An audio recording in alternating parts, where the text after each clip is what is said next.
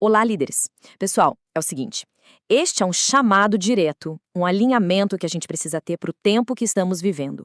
A realidade lá fora, ela mudou. E a nossa resposta? Precisa ser para ontem, precisa ser intencional. Então vamos dar uma olhada bem de perto no cenário que está gritando por uma atitude nossa. Olha só esse número, 14 mil. Isso não é só um número, gente. São mais de 14 mil suicídios por ano, só no Brasil.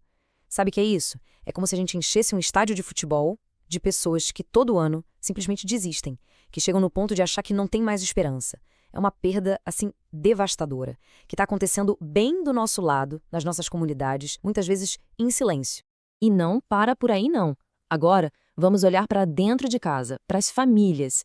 Mais de 386 mil divórcios, num único ano. É um recorde, pessoal. E isso mostra uma coisa muito, muito dolorosa. Aquele lugar que deveria ser nosso refúgio, sabe? Nossa fortaleza, está se desfazendo, está ruindo. E o nosso futuro? Olha isso aqui. 1 em cada 3 jovens, pensa bem, 1 a cada 3. Depois de tudo que a gente passou na pandemia, 1/3 da nossa juventude está mostrando sinais pesados de ansiedade ou depressão. É uma geração inteira lutando, sofrendo por dentro, sem nem saber para onde ir, para quem pedir ajuda. E aí vem a pergunta que precisa ficar martelando na nossa cabeça, no nosso coração de líder. Diante de um mundo que está sofrendo desse jeito, com tanta dor, com famílias se desfazendo, com uma geração inteira ansiosa, onde é que a gente entra? Onde está a igreja no meio disso tudo? Essa é a realidade que nos cerca. É um verdadeiro clamor espiritual. Porque, vamos ser sinceros, esses números não são só estatísticas para jornal. Eles são a voz de um profundo vazio espiritual. A Bíblia é muito clara. Lá em Romanos 3:23, diz que todos pecaram e estão destituídos da glória de Deus. É isso. As pessoas, na essência, estão perdidas. Estão vivendo exatamente como Efésios 2:12 descreve, sem esperança e sem Deus no mundo. Então, qual é o nosso chamado? É compaixão que gera ação. É exatamente aqui que a nossa missão começa de verdade. O nosso chamado nasce de um sentimento que não pode ficar parado: a compaixão. Olha o exemplo de Jesus, lá em Mateus 9,36. Ele olha para as multidões e o que ele sente?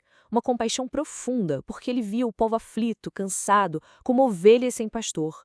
Entende? Ele não só viu o problema, ele sentiu a dor deles. E depois de sentir, ele agiu. Isso tem tudo a ver com a nossa identidade. Jesus disse quem nós somos, o sal da terra e a luz do mundo. Pensa comigo, a luz existe para quê?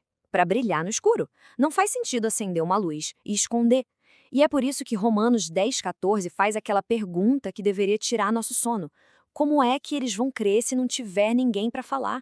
Se a gente, a igreja, se calar, tem muita gente que nunca, jamais vai ouvir.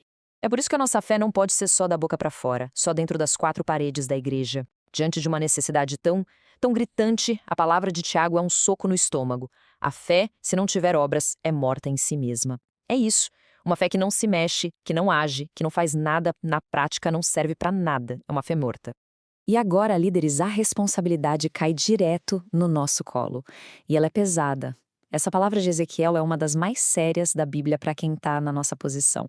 Deus nos colocou como sentinelas, como vigias. E o nosso silêncio diante do perigo, ele tem um custo eterno. Deus está dizendo basicamente, se você não avisar o sangue dessa pessoa, eu vou cobrar de você. Não tem como fugir disso.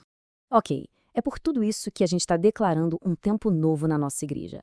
Nós acabamos de passar por uma temporada incrível focada no pilar da adoração, onde a gente fortaleceu nossa intimidade com Deus, certo? Foi poderoso.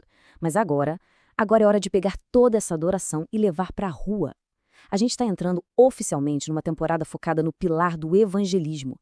É hora de transformar aquilo que a gente canta em ação de verdade. E essa ação, pessoal, tem alvos muito claros que a gente crê que Deus colocou no nosso coração. Nossa meta principal, 30 batismos. 30 vidas declarando publicamente uma nova história em Cristo.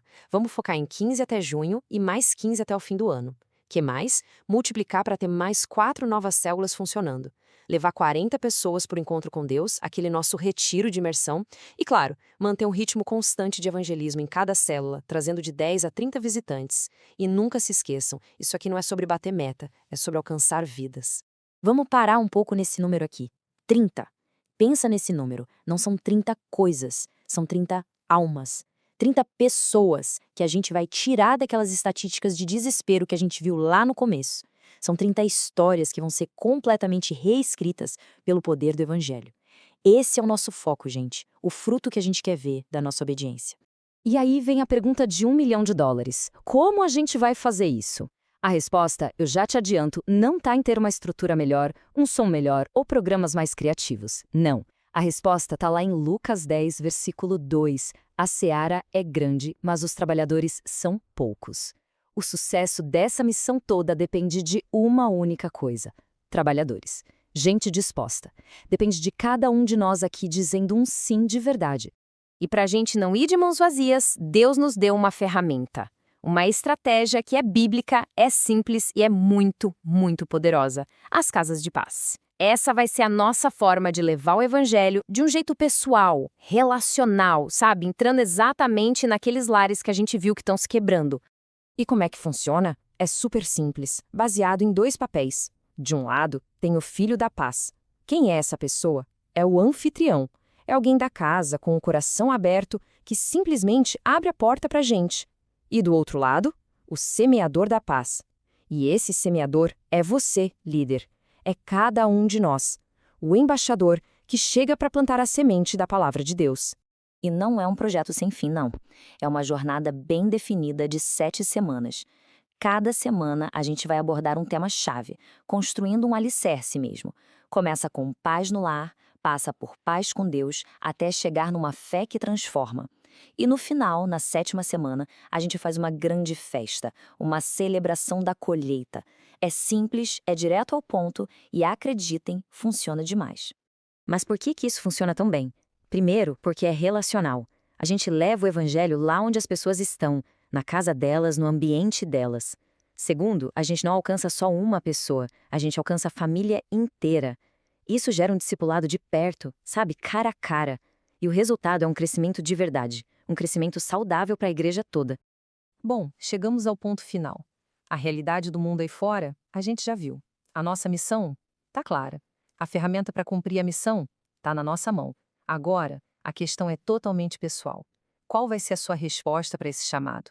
Lembrem daquele clamor de Jesus: a seara é grande, a colheita é enorme, mas os trabalhadores são poucos.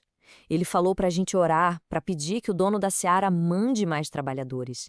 Líderes, escutem isso. A gente não só faz essa oração, nós somos a resposta dessa oração. Então, a pergunta direta para cada um aqui é essa: existe um desejo real aí dentro de sair da zona de conforto para ser usado por Deus como um instrumento de cura e de esperança? Mais do que isso, existe uma vontade ardente de ver com os próprios olhos famílias sendo restauradas, de ver jovens encontrando um norte, um propósito, de ver vidas sendo viradas de cabeça para baixo pelo poder de Deus? Aqui mesmo, na nossa cidade, em Goiânia?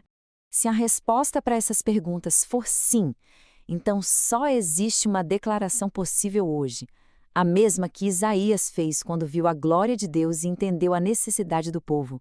É olhar para tudo isso, ouvir o chamado e responder com toda a força do coração: eis-me aqui, envia-me a mim. Pessoal, esse é o nosso tempo. Vamos para a colheita? Gostou do vídeo? Deixa seu like e comentário, compartilha com alguém que precisa assistir e ser abençoado.